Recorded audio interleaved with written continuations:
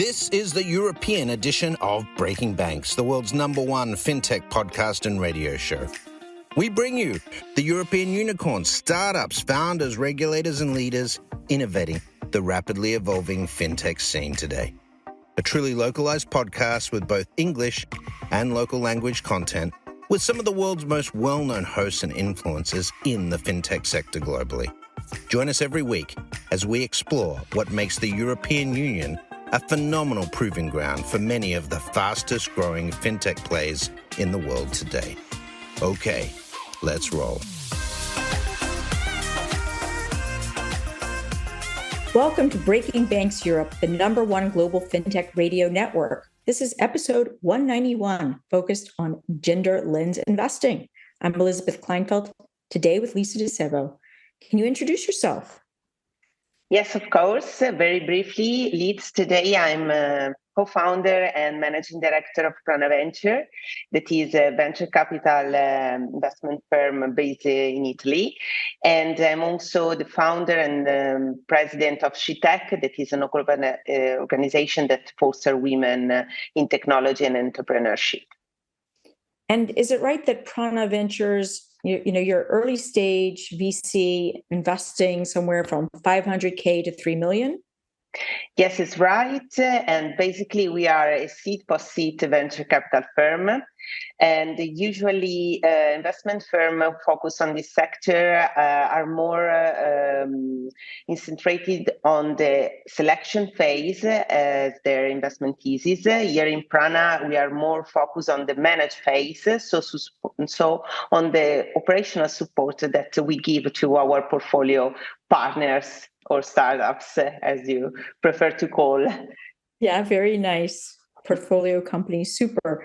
And one last thing, so that folks who are listening to this know, y'all are sector agnostic, correct? Yes, so we are sector agnostic because we focus mainly on, because of our operational support, or on European and Italian founders. And so this is give us the opportunity to invest in the best companies without a specific focus. Fantastic. So we're going to talk about specific challenges for women in VC and women raising capital in this episode. There are challenges that female investors have when they start funds in Europe. Could you say what has been, the hardest thing for you to do and how you did it? And maybe we can learn from you for those who haven't started a fund, but maybe you're thinking about it. Yes, okay. Let's start saying that it takes a tremendous amount of effort, more than I expected, raising my first fund. Okay. And also that challenges always give us, the opportunity of raise our confidence in a way, because when we succeed, we usually learning something new and we feel better, basically. But about the challenges, first of all, the most important is that nobody teach me before how to raise money, and basically how to ask money to someone else, okay? And, VC jobs is manage someone else's money in order to make more money, sad but true. And this is the key role of a general partner of a VC fund. And the other difficult, of course, is that basically the VC network is very closed, and most of the LP that manage institutional money are men, and so it's a very close community. But what I learned during my experience is always that you can, ask for help, and that you will be surprised that all the people around you, all the community are, basically willing to help. Okay, so I received a lot of help from, banker, or also from other GP partners of other venture capital fund here in Italy that I met before and during my career, and a lot of advice. And me and my business partner Alessio, are also able to switch our, selling proposition in order to also divide it by ourselves the typology of LPs. So we learned a lot during these 2 years of fundraising. And also COVID, I can say, helped me in a sort of way because of, there are no needs of physical meetings in order to can reach this kind, of LP. And so it was quite easier and quite quicker, maybe make a call or understand if an LP is interested in your funds or not. But basically, it was very tough. Do you think at the end of the day, as tough as COVID was, as tough as it was to raise during COVID, that COVID might have helped you? Yes, in a sort of way, yes, because you do not need to go to dinner or other events to meet LP, but online it was quicker and simpler in a sort of way, reach this kind of people, however. And I can say that we have sent at least and met around 500 people in order to raise our funds, okay? And nowadays I have 50 LPs, and one of 50 is a woman. The other 49 are men. Wow. That says a lot. That really says a lot. So, I mean, when you were talking about how men, in a way, have this natural network already, that speaks to that. Wonderful that they were willing, to share that network with you at that most crucial time when you were raising. When I started Great Stuff Ventures back in 2018 with Francesca Aliverti and two others, my husband and Gianluca Valentini, the one thing I thought that we had going for us is that there were two female founding partners. And you're going to remember those folks because the odds are stacked against us, right? But I really didn't realize it was stacked against so much of the 50 that there's only one other. Wow. There is another aspect about the first call I remember during the COVID is that usually, some people wait for the CEO at the call because they thought I was the secretary. Basically, it's true. Oh, lovely. Well, how do you push through, when you start your first fund, which is always difficult for any manager in the toughest of circumstances?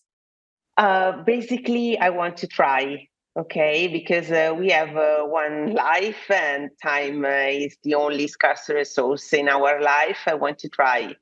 And so that was my objective. And I want to try to, measure and understand if I were able and I'm able to raise and run a venture capital firm. So this is why I thrive. And then obviously the support of my family is very important during absolutely. this. Because this is, total narrow focus, keep pushing, but basically just do it. So you were saying, I'm going to prove that I can do it, basically. Yes, basically, yes. And perseverance. Mindset. Yes, yeah. Perseverance is perseverance is the most important thing. So, to what extent does it help you when bringing along other investors to co-invest in some of the companies that you're thinking about or that are in your portfolio and are having another raise, that you're a woman? To what extent does it help you? Basically, I think that diversification is the key in this way because, both when you, ask other investor to join you in a round or other also business angel, as you mentioned before, always, the importance of diversification is in a portfolio is words that in the finance word is well known, so diversification of the risk.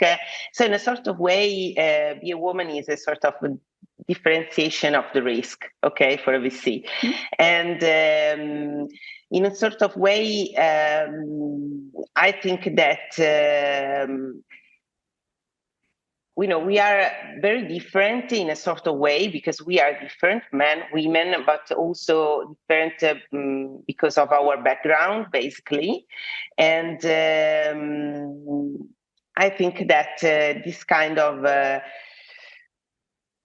differentiation, I don't know, I don't want to repeat a lot this word, but help me in help our firm in every challenge. I remember you telling me a few days ago that when you were needing to prove to some of the LPs about track record, that you shared the bets that you'd been making and the kind of return that you made on those bets. So it is a different way of thinking, both when you talk to LPs to get them on board, right? As well as when you're talking to the fund managers or heads of angel groups, if you want to co-invest. It's just, I think also the mindset of being willing to ask for help and not feel like you have to do it all on your own. I mean, I think that's also potentially something that's very different between men and women. Just look at, you go on a car trip with your significant other. Often my husband is not about to ask for any help along the way, and definitely I will. Obviously, it's not as simple as that, but I think it is good, the ability for women to be willing to ask. Yes, you're right. You're definitely right. And I have to admit, Liz, that every day, I don't know how to say, but I feel the pressure to prove that I can do my job as a man do. Yeah. And even better than a man, okay, in a sort of way. I have to prove that, I'm capable to run a firm every day. This is a sort of personal pressure I feel. The other thing, Linz, I think that is interesting to think about, I like to invest with others when I do an investment. Sometimes folks like to take the whole round for themselves. And that might be also another aspect of how women look at, skinning a cat, right? We might say, the community, the more people that are involved that can help this startup in different geographies, me being based here in the Netherlands, you being in Italy, that gives them leverage to be able to expand at the moment they want to expand into another geography that they might not have the connections. So I think that's also potentially another mindset. If you think of the lens that within Prana that you look at companies from, what is the way that you look at companies, and is Alessio looking at things in a bit of a different way? Yes. So basically, both of us look at the business and stuff, like that, because, but personally, and I look at the team and how the entrepreneurs that we met or we meet every day also answer to the mail of my team, or I give a lot of I spend a lot of time on the reference call, me as well. We do at least 7 reference calls for each people of each team. And also I look at, value of the people, also of the founder team. That is not so obvious. And Alessio always, support me and have the same value in a sort of way. This is why we choose each other to start Prana also. And so we both believe in people, basically, because as you know, if startups, fail, it's not for the business, basically, but it's for the people, because people run businesses. Yeah, it's all about early stage is all about the team, you know? Yes. So you had mentioned you received like 2,300 plans within the last 18 months. And, you know, if a founder is not nice to certain people in your team, why invest in that founder when there will be another company that has just as good results that are nice? And by being nice to other team members, not potentially the ones writing a check, that also shows how they might be able to do between one another, with clients, what have you. Yes, you're right, basically, Liz. And, venture capital is a long-term journey. So I would like to work with people that are nice and in a sort of way that can, join and enjoy the journey with us. So this is basically one of the value of our firms, of my firm. I also like to see the willingness to share with others. You know, like, you don't want the focus to be everywhere, but you want there to be within your portfolio companies, I would think, you know, some that are getting towards Series B that are willing to share some insights with those who are raising their seed round or their pre-Series A kind of thing. Yeah, and still I'm so lucky because I have, the possibility to choose who to pick. Okay, Absolutely. it's a very lucky position. To what extent do you think that being a female GP can help in breaking the funding gap for female founders? Basically, the key, for raise women in venture capital in general industry is to provide them more access in terms of mentorship, okay, in terms of industry networks, what I mentioned before, no, about the community, the sort of community mafia that is around VC, okay, and also other women like you and like me maybe could help with their position, women to, develop, understand the VC markets better, no? So what do you expect to this industry? What you have, you can face during your journey? And I don't know, one of the solution maybe with community mentorship. I know that maybe and role model is quite common word, nowadays, but you need to make women comfortable entering in this kind of venture capital world, okay? Yesterday, I saw a video, Liz, and I would like to report, because I wrote down the sentence, what, a US VC, male VC, react when they ask him why there are so few women into venture capital world. Let me find it. There just isn't a population of qualified women who want to become VC. So, ouch. So basically, he sustained that if you are a qualified woman who wants to become a VC, then you are in the trenches already. Okay. And so, on my point of view, is like saying if you are poor and you want to become a doctor, you have all the access to become a doctor. Nobody, can. And if you are not a doctor, is not because you came from a different condition or you don't understand the other part of the world. So I think that. Also, a lot of firms are working on the ESG environment in order to, add more policies about, equality values inside the firm, and also with the portfolio. And I hope that this can help to have more women that can decide to put the money in the next technology that can change the world. I don't know.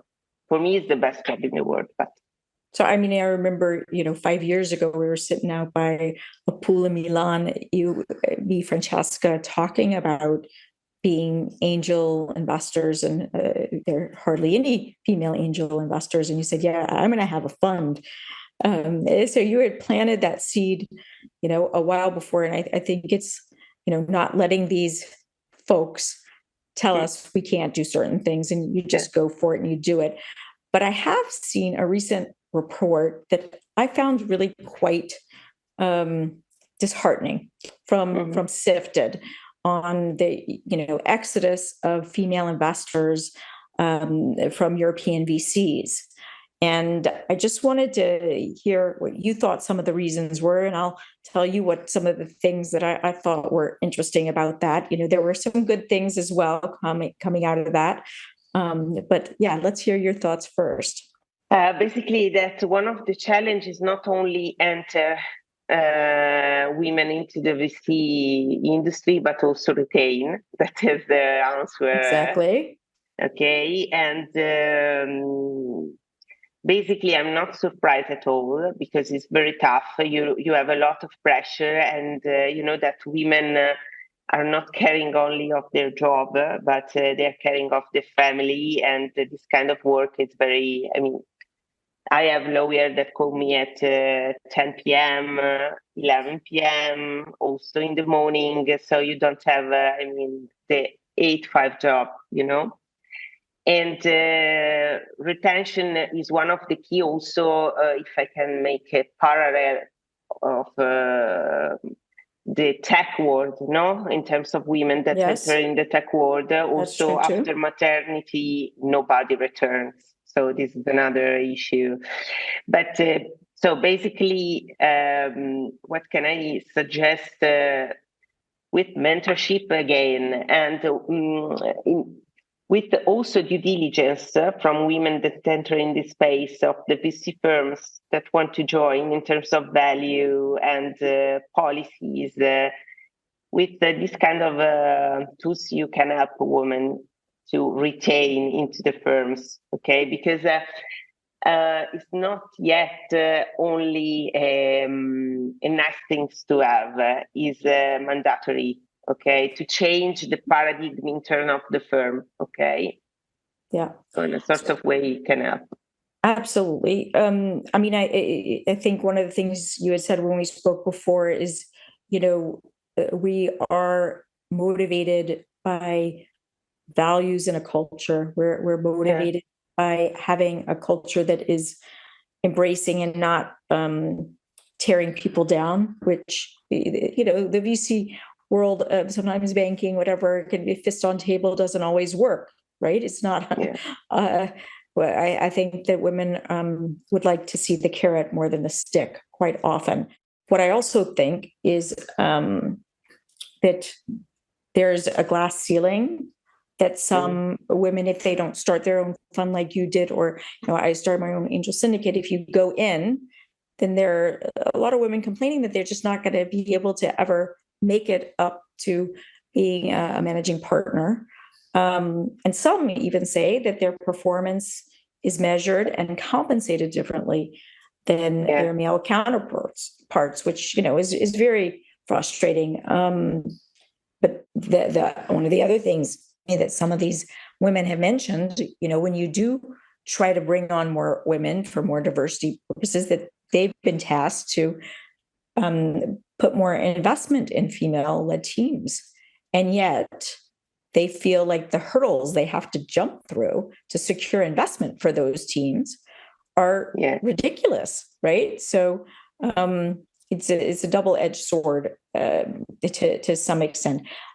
On a positive note, some of these women who are leaving to do just what you did, to start their own funds, and I think that that's great. Yes, so that's the positive news, and Lisa, this is a longer-term process. A number are changing, but it's a very long journey. But it's hard, however. it is a people game, Basically, yeah. Your track record is very, very important. You're helping others, your willingness to be perceived as not just in it for you and the winner takes all, but like if the pie is bigger, everybody's going to get a nice sized piece. So let's just go to what kind of suggestions you would give to women who are thinking of entering this ecosystem. Basically, 3 suggestions. 3. One, find, a mentor, a person that can inspire you in a sort of way, and try to contact him or her. And the second one is that basically you don't need a finance background or engineering background to jump into this world, okay? And third one, that there are a lot of people that can help you during your journey through VC. So ask for help. I think that's a great one. Be it for a woman or a man, ask for help, is say, if I want to go here, some of the areas I want to go, look through your network and start asking to be connected to those folks. And then you could see from those discussions, is it the right place for you? And if it's the right place, is that particular venture firm the right firm? Do they have the right values? Do they invest in companies? Is their remit make you excited and stuff like that? Yes. Well, thank you so much. Is there anything that we haven't touched upon that you say, I really wanted to mention this today, or I had forgotten to say this or that you'd like to? No, I think that I would like only one sentence, Liz, that we need to provide the right resources to women in order to, retain them and attract a new talent into this amazing industry that allows to shape and change the world in a sort of way. Very, very, very nice. There's one thought that I'm going to add to this, and it's from an investor who's actually based in South Africa. She was a founder, and she said that she had no idea the hurdles that it took as a woman to get funding. But because of them, when she had her exit with her husband, she decided she was only going to invest in female-led companies. And she's been doing that in South Africa mainly, but in other parts of Africa as well. So maybe we'll bring her on for another episode. And if ever there's a South African company that's looking to expand into Italy or the Netherlands, I'd like to get to know them better. And maybe have some companies that would at some point want to go to Africa. Let me know, because she might have some ideas. Yeah, for sure. Africa has an enormous amount of female entrepreneurs, It really does. More than men. So I'm very, yes. It's very good. Well, thank you so much for your time, and looking forward to seeing you in Milan. Yes, thank you, Lee. You're welcome. Ciao. Thank you for inviting me. Ciao. Thanks for listening to Breaking Banks Europe, a Provoke Media podcast in cooperation with Fintech Stage. Don't forget to tweet us out, shout out, or post to the team at Breaking Banks EU on Twitter. If there's something or someone you'd like to hear on our cast, let us know. See you next week on Breaking Banks Europe.